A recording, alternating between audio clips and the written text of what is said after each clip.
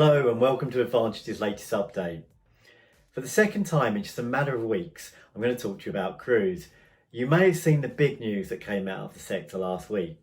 CLIA, which is the Cruise Lines International Association UK and Ireland, launched and published their COVID-19 framework for cruise operators. This is a massive step forward, but why is it a big step forward? Well, it's really about preparing the return of the industry just as soon as that's possible. But that said, what does it mean for you? What does it mean for your customers? And what does it mean for the sector? Well, look, I think the best placed person to talk you through it and bring it to life is CLIA's very own Andy Harmer. I'm sure you all know Andy very well. And I know that Andy, his team and the wider sector have all worked tirelessly to pull this framework together. It's been a massive undertaking, but it really is a huge step forward. As an aside, here at Advantage, in the coming weeks, we're hoping to undertake some cruise marketing activity of our own, but watch out for that. We'll share more of that in the coming weeks. But right now, I think I'll let Andy do his thing, let him talk to us about why this document is so important, what it really means, and how it's going to play such a big part in delivering the return of cruise. Andy, over to you. Thank you very much, John, and good afternoon, everybody. As you'll have seen over the past week or so, there have been a number of really important developments within cruising as it relates to the opportunity for the resumption and restart of cruise operations from a UK port. So if we take ourselves a little back to the beginning of the year, and those events at the start of the crisis prompted CLIA to start working very collaboratively and closely with a number of maritime organisations such as the Chamber of Shipping and Maritime UK, but also with government too, led by the Department for Transport, but actually working quite closely with a number of government departments, including Port Health, Public Health England, the Foreign and Commonwealth Office, and so on and so forth. And then as an industry, we brought together some of the true experts in some of the operational medical issues that would drive the protocols, the policies and the procedures that would be needed for cruise to resume. And during the course of the last 4 months, particularly, we have been developing with the Chamber of Shipping a framework document that would set out some of the areas, some of the focuses that the cruise lines would have as they talked about and started working towards the resumption of sailings.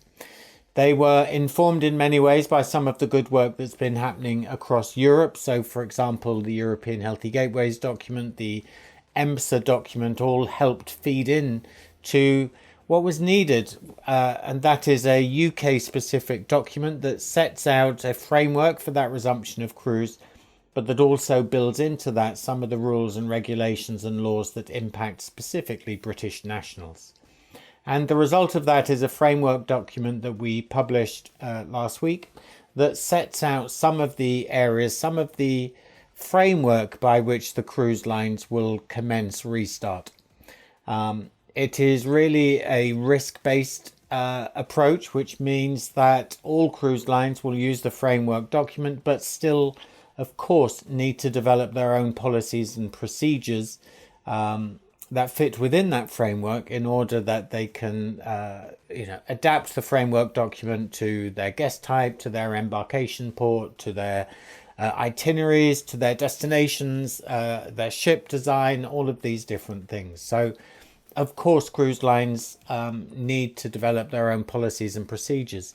And in fact, that process has already started. We've seen a phased return to service already, certainly in the Mediterranean, with some cruise lines sailing out of Italy, for example, such as MSC Cruises.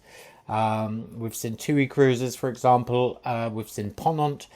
So we've seen some phased return of cruising in certain areas, and they, as cruise lines, have developed their own policies and procedures that fit in to the framework document. The cruise lines in the UK, now that that framework document has been published, it now allows them to develop very specific policies and procedures that apply to the framework document, but also, of course, meet the standards set by the UK government. And the fact that the UK government commended the work of the industry in creating this document is really a positive step, because it means that We've worked with government throughout the process so that when the time is right, we will indeed be able to resume service. Of course, the framework document is going to be something that continues to change and evolve over the coming weeks and months as we learn more, as we get more in-depth and better science advice and medical advice, and as indeed the state of the pandemic comes and goes through different countries at different speeds and affects different people at different times. So, of course, the framework document is going to continue to evolve. We're also learning from some of those examples of the resumption of cruising, particularly within Europe.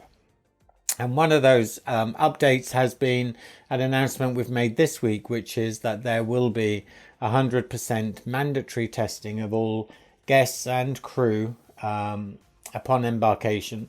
And that's a really important step. And it's important not just because it clarifies that position, but also because, of course, it helps us give confidence to our customers, to our cruisers, hopefully to our travel agent community, that we as an industry have been doing the right thing. We voluntarily suspended operations, of course, earlier this year. We've been doing the right thing by working incredibly collaboratively with the government and with other maritime sectors in the development of that framework. And we have done the right thing by ensuring that we get that recognition by government that we have done the right thing. And that now leads into also that mandatory testing. So we will continue to develop the framework, and cruise lines will continue to develop their own policies and procedures to ensure that we continue to put the health, safety and well-being of our guests and crew and the places that we visit really at the heart of everything that we do. We always, as an industry, we always try to go that extra mile. We always ensure that we really set the standard, and I think we've really done that with both our framework document, but also the enhancement to some of the protocols and some of the details laid out in that framework document. Now you can find more details about the document, about the framework, about Restart, about coronavirus through our website, which is cruising.org. But thank you for your support. Thank you for everything that you do and have done in the past for cruise.